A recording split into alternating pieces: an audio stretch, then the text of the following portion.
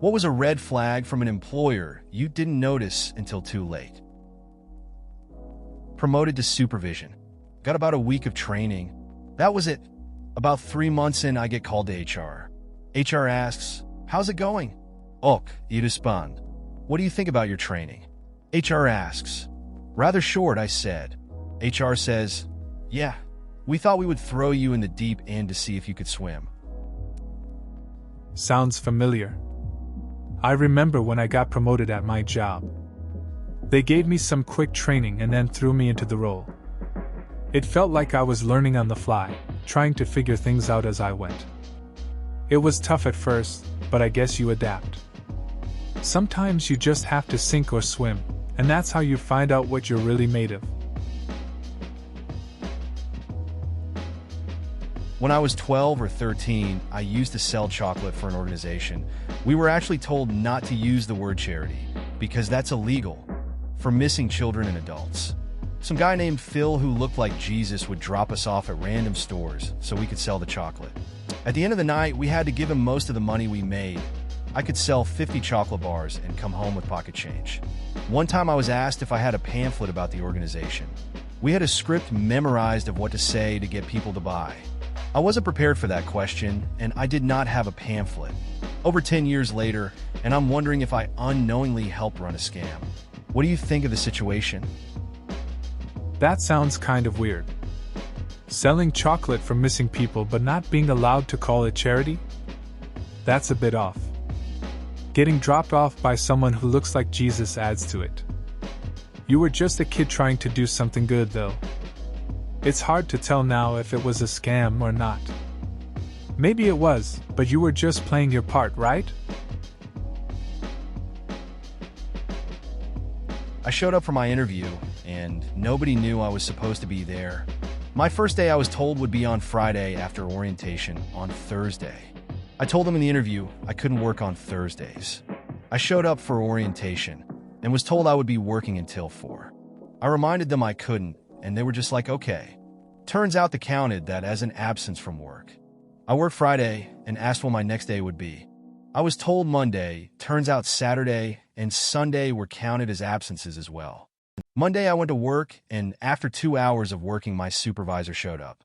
She told me it wasn't going to work out because I couldn't be bothered to show up to work, and handed me a print out of all the days I missed. And all the things I was supposed to do that I never did. On that list was cleaning a part of the building I had never even been told existed, much less given access to. That's a tough situation. You went in expecting to start fresh, but it turned into a mess pretty quickly. It seems like there was a major communication breakdown. Having your first days treated like absences without proper notice must have been frustrating. Getting let go after a couple of hours without a clear reason isn't ideal either. Just goes to show how important it is to clarify everything up front. He told me he loved my work ethic and how hard I work. Wished he had 15 of me. I then started running a 4-man crew, training forklift drivers, and other necessary production line work, with a revolving door of hiring. Refused to give me a raise past $16 an hour for 5 years. Called off sick after an argument where he told me how I no longer carry my weight and don't deserve it.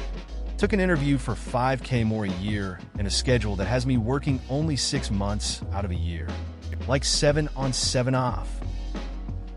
Sounds like a tough situation. It's frustrating when you put in the effort but don't get recognized. That comment about not carrying your weight must have stung, especially after all you've done.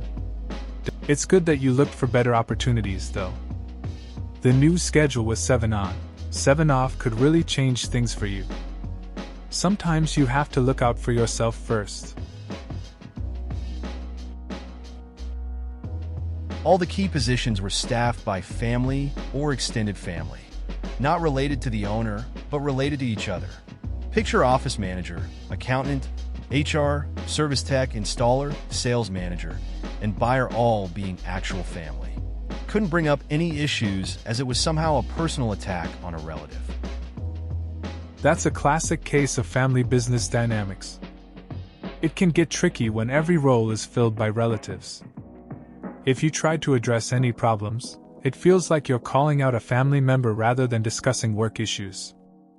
It creates a pretty tense environment.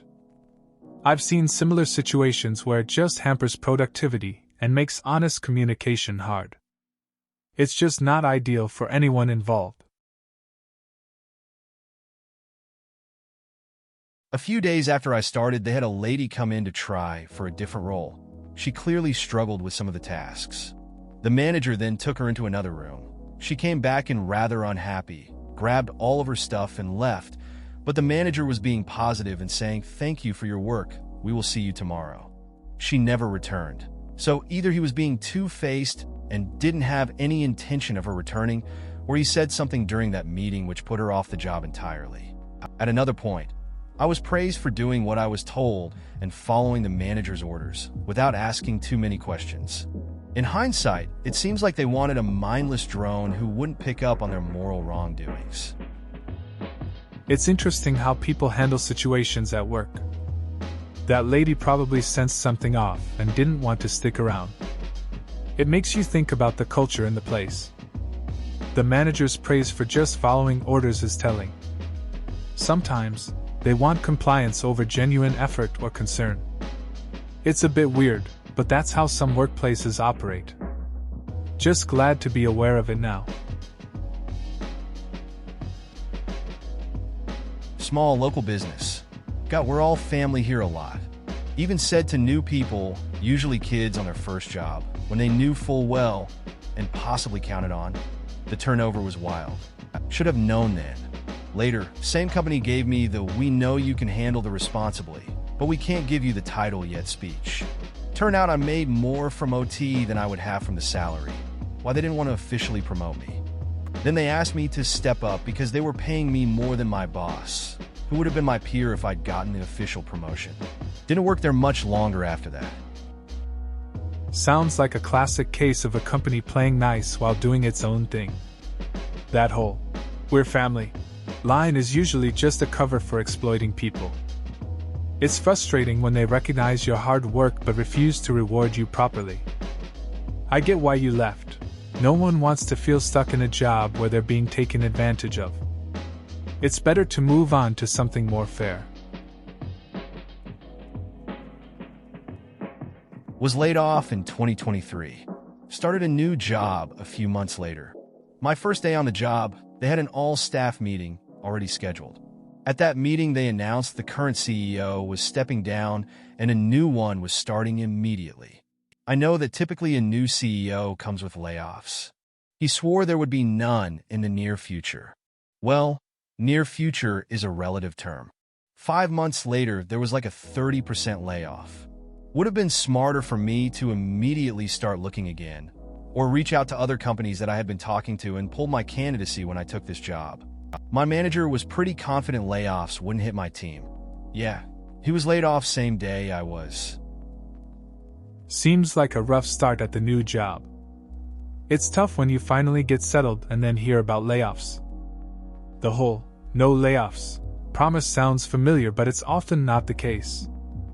It's a reminder to always keep options open, even when things look good. Your manager being laid off too just adds to the uncertainty. You never really know what to expect in a new place. Micromanaging and constant changes to our workstations. When he's not on duty, these aren't things at all, and other managers even help us when we're behind.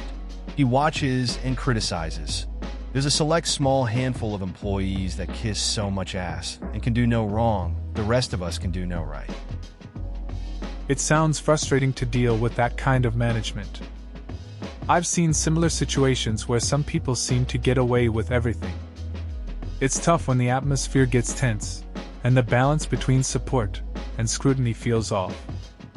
I've had moments where I've just wanted to do my job without the over-the-shoulder watching, but that's the reality sometimes. Just gotta find a way to get through it. I've been in management in retail and restaurants for the past 20 years, and almost every single place has same or similar closing procedures, specifically validating the sales and cash drawers with the closing reports at the end of the night.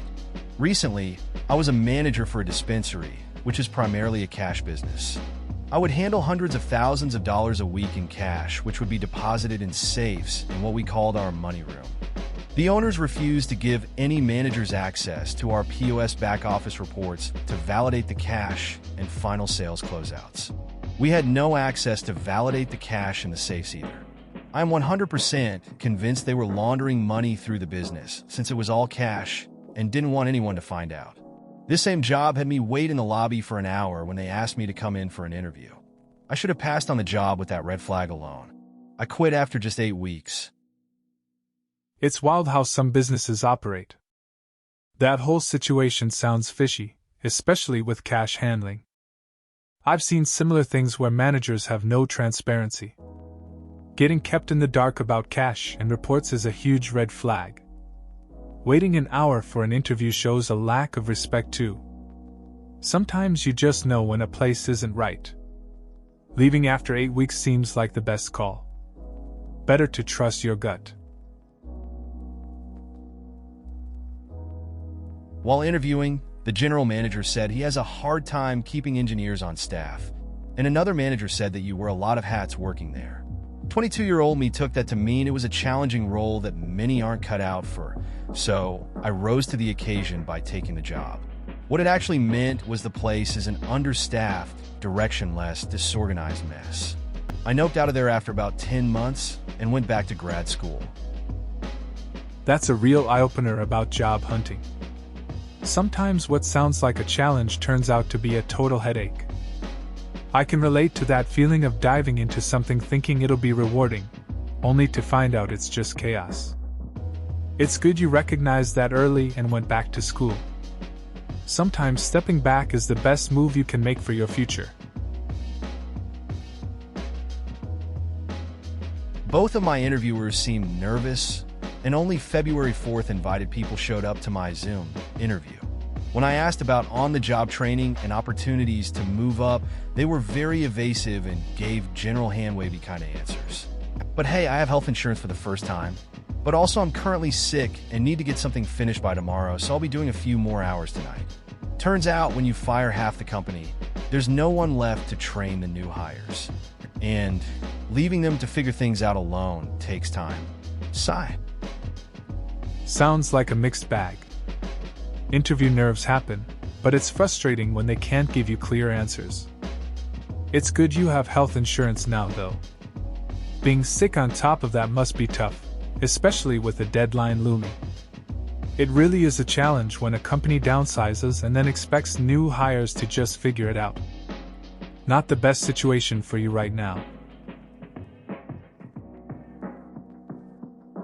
I worked at a company where the head of HR was having an affair with the head of sales. Both were married. The spouses found out, and the company got pulled into the divorce proceedings. It was a mess, but both were terrible people, so I found it funny. Both kept their jobs. But yeah, when layoffs come down to who you know, it's not a good environment. That sounds like a complicated situation. It's interesting how personal relationships can spill over into the workplace. It's good you could see the humor in it, especially with the nature of those involved. The whole who you know thing can definitely create tension. At least they kept their jobs, though. It's a reminder of how messy things can get in office dynamics. I probably should ask for raises, but I hate having to argue my value. I only accept jobs if I like the salary. This way, I don't feel like I'm getting the short end of the stick. If I do want a raise, I typically just look for a new job. Fortunately, I do have a skill set that is always in demand. I get that. Talking about raises can be awkward. It's nice to have a clear boundary with your salary. Looking for a new job for a raise makes sense, especially when your skills are in demand. It takes the pressure off having to negotiate. Just move on if the current place doesn't value you. It's a straightforward approach. I think they believe that HR decides who is laid off and who keeps their jobs, which could be the case at some companies, I suppose, but most it's a decision made by the senior leadership team, aka the C-suite, which can and often does include input from HR leaders in the org. And since C-suite is making the decisions, of course, they're not laying themselves off. It's interesting how people think HR has all the power in layoffs. In reality, it usually boils down to the top leadership making those tough calls. I get it. It makes sense to protect their own positions first. It's a game of survival at the top, and HR is just part of that bigger picture. Makes you wonder about the dynamics of such decisions behind closed doors. I worked in a brewery as a summer job on the bottling line. Workers had access to cold beer in the lunchroom at lunch and after their shift. Because it was summer, we were running 3 shifts.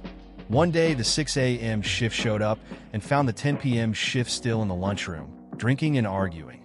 The foreman got a 1-day suspension. Everyone else got a written warning, and the company instituted a written 1 beer after your shift rule. That sounds like a classic summer job moment. I can imagine the chaos in the lunchroom with the late shift still hanging out while the early birds arrived. It's always funny how rules change after a wild incident. That 1 beer rule probably killed the vibe for a lot of people.